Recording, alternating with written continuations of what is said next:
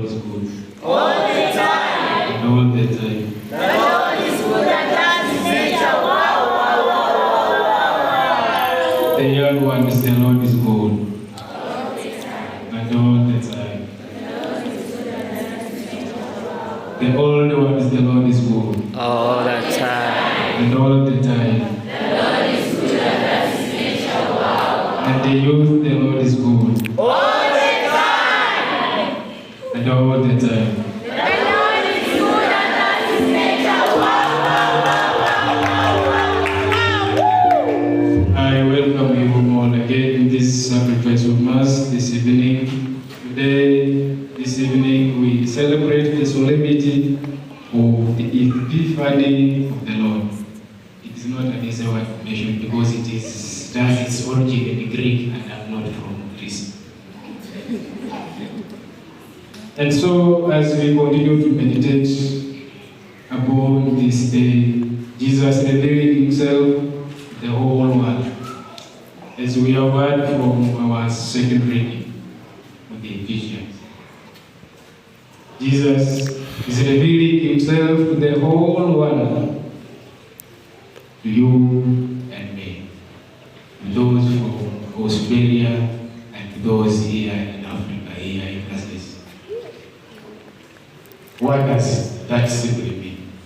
If he has revealed himself to everyone, both the pagans, the Jews, and those who are not pagans, and those who are not the Jews, it means he is revealing himself to everyone of us, irrespective of where you come from, irrespective of which language you speak.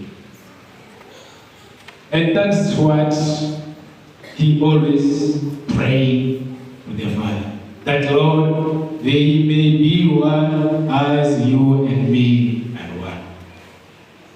And I think this should be our prayer. That we may be made one as Jesus and God are one.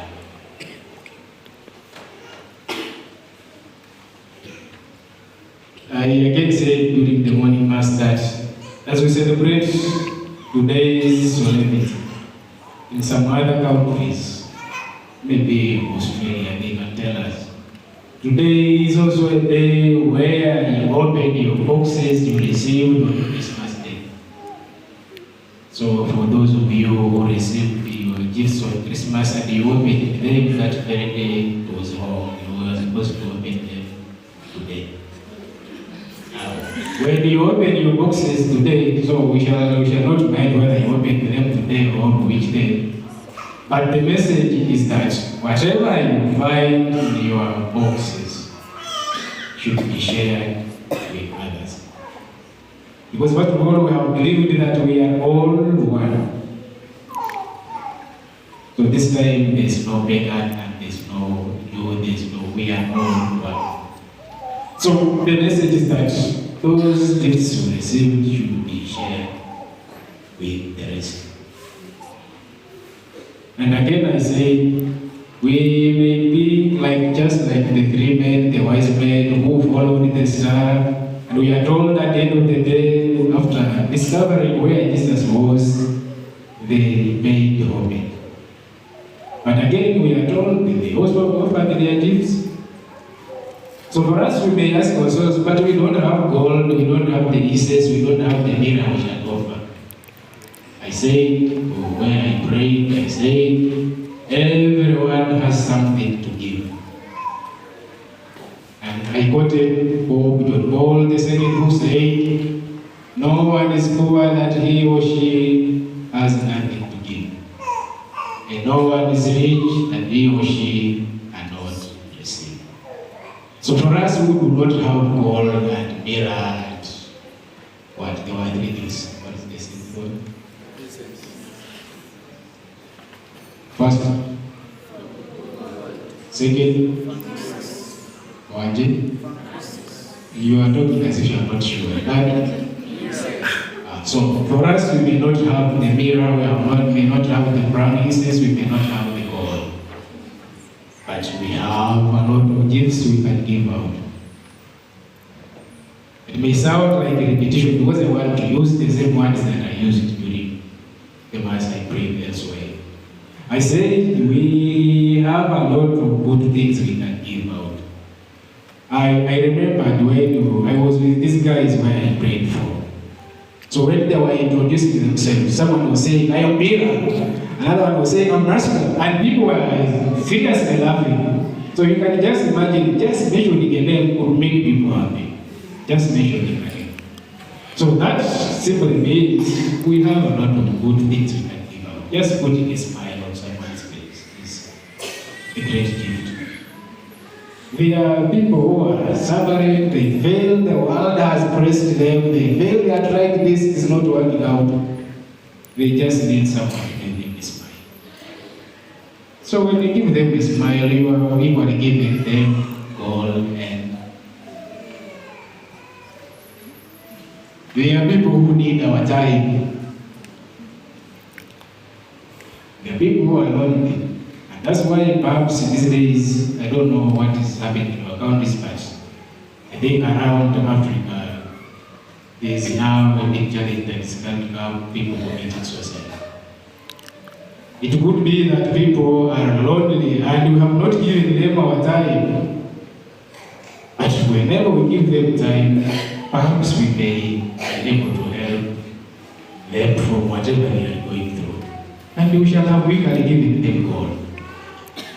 The fact that you have restored the life of that person who had lost hope, you have equally given something precious.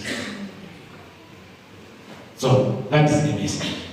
Let us not say we do not have what to give. These guys were able to give gold and mirror because that's what they had. And for us also have what we can give. Just do those small things I have told you. I say, some of us, I may have said it somewhere, so don't say I repeat it myself, but I like it.